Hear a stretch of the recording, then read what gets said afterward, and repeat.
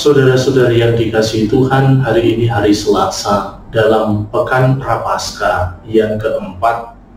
Bacaan Injil dari Injil Yohanes bab 5 ayat 1 sampai 16.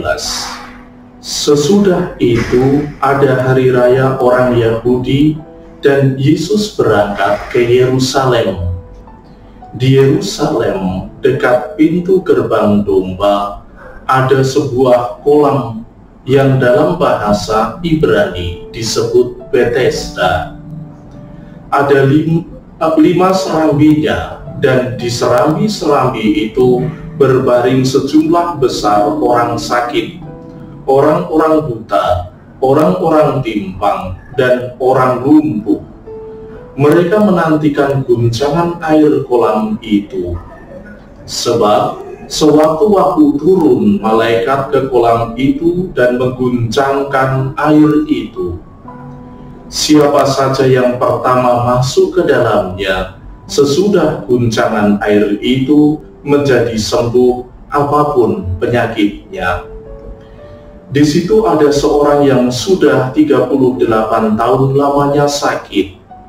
Ketika Yesus melihat orang itu berbaring di situ, dan karena ia tahu bahwa ia telah lama dalam keadaan itu, berkatalah ia kepadanya, "Maukah engkau sembuh?"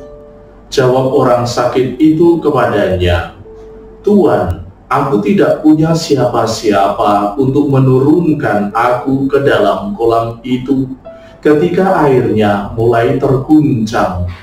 Dan sementara aku menuju ke kolam itu, orang lain sudah turun mendahului aku."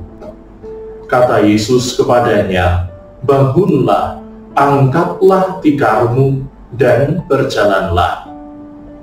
Pada saat itu juga sembuhlah orang itu, lalu ia mengangkat tikarnya dan berjalan. Hari itu hari Sabat. Karena itu, para pemuka Yahudi berkata kepada orang yang baru sembuh itu, "Hari ini hari Sabat, dan engkau tidak boleh mengangkat tikarmu." Tetapi ia menjawab mereka, "Orang yang telah menyembuhkan aku, dia yang mengatakan kepadaku, 'Angkatlah tikarmu dan berjalanlah.'" Mereka bertanya kepadanya, "Siapakah orang itu yang berkata kepadamu, 'Angkatlah tikarmu dan berjalanlah'?" Namun orang yang baru disembuhkan itu tidak tahu siapa orang itu, sebab Yesus telah menghilang ke tengah-tengah orang banyak di tempat itu. Kemudian Yesus bertemu dengan dia dalam Bait Allah, lalu berkata kepadanya, "Ingat, engkau telah sembuh, jangan berbuat dosa lagi, supaya jangan menjadi yang lebih buruk lagi padamu." Orang itu keluar lalu menceritakan kepada para pemuka Yahudi bahwa Yesuslah yang telah menyembuhkan dia. Karena itu, para pemuka Yahudi berusaha menganiaya Yesus karena ia melakukan hal-hal itu pada hari Sabat. Demikianlah sabda Tuhan. Saudari dan saudaraku yang dikasihi Tuhan, ada banyak orang dalam hidup ini yang terus menunggu perubahan, menunggu kesempatan emas, atau menunggu pertolongan dari orang lain. Namun firman Tuhan hari ini mengajarkan kita bahwa iman sejati bukan hanya menunggu, tetapi bertindak dalam keyakinan bahwa Tuhan sudah menyediakan jalan. Dalam bacaan Injil tadi, ada seorang yang sudah lumpuh selama 38 tahun. Ia berada di kolam Bethesda, tempat yang dipercaya memiliki kuasa penyembuhan ketika airnya berguncang. Namun selama bertahun-tahun, ia hanya menunggu tanpa ada usaha nyata untuk masuk ke dalam kolam itu. Ia mengeluh bahwa tidak ada orang yang menolongnya. Saudara-saudariku yang dikasihi Tuhan, bukankah ini sering terjadi dalam hidup kita juga? Kita ingin sukses, tapi hanya menunggu peluang datang. Kita ingin berkat, tetapi tidak mau berusaha. Kita ingin perubahan, tetapi hanya pasrah pada keadaan. Nah, sikap seperti ini tidak membawa kemajuan dalam hidup. Karena itu kepada orang lumpuh tersebut, Yesus menyuruhnya, bangunlah, angkatlah tilammu, dan berjalanlah. Yesus tidak hanya berbicara atau berbelas kasihan, tetapi ia menyuruh orang lumpuh itu bertindak. Dan tindakan itu membutuhkan iman. Orang lumpuh itu bisa saja berkata, aku tidak bisa, aku masih lumpuh. Tetapi ia memilih percaya dan bertindak sesuai dengan perintah Yesus.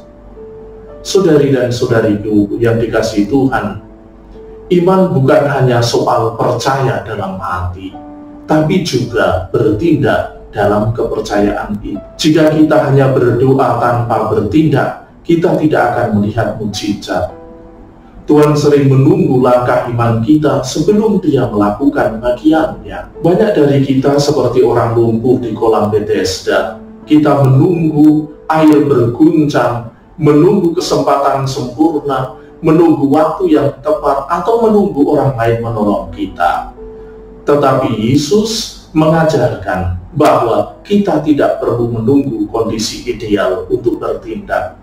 Yang kita perlukan adalah iman untuk melangkah. Jika kita ingin sukses, jangan hanya menunggu pekerjaan yang ideal, tetapi mulailah bekerja dengan apa yang ada. Jika kita ingin pelayanan kita bertumbuh, jangan hanya menunggu umat datang, tetapi mulailah bergerak untuk melayani. Jika kita ingin hubungan keluarga membaik, jangan hanya menunggu pasangan atau anak berubah, tetapi ambil inisiatif untuk mengasihi mereka lebih dahulu. Sebagai umat beriman, kita sering tergoda untuk hanya berdoa dan menunggu mukjizat tanpa melakukan bagian kita. Padahal Tuhan ingin kita menjadi pelaku iman, bukan hanya pendengar. Iman yang hidup adalah iman yang disertai tindakan. Kita dipanggil untuk tidak hanya berharap pada keadaan atau pertolongan orang lain, tapi untuk berani melangkah maju dalam keyakinan bahwa Tuhan menyertai kita. Dalam dunia kerja, keluarga, pelayanan, dan kehidupan pribadi, kita diajak untuk percaya bahwa Tuhan membuka jalan bagi mereka yang mau bertindak dengan iman. Jangan takut melangkah. Mukjizat sering terjadi ketika kita berani mengambil langkah dalam iman. Saudari dan saudaraku yang dikasihi Tuhan, Yesus bertanya kepada orang lumpuh itu, maukah engkau sembuh? Pertanyaan ini juga Tuhan tanyakan kepada kita hari ini. Maukah engkau berubah? Maukah engkau maju? Maukah engkau mengalami hidup yang lebih baik? Jika jawabannya ya, maka jangan hanya menunggu. Bangkitlah, angkat tikarmu, dan berjalanlah dalam iman. Tuhan memberkati.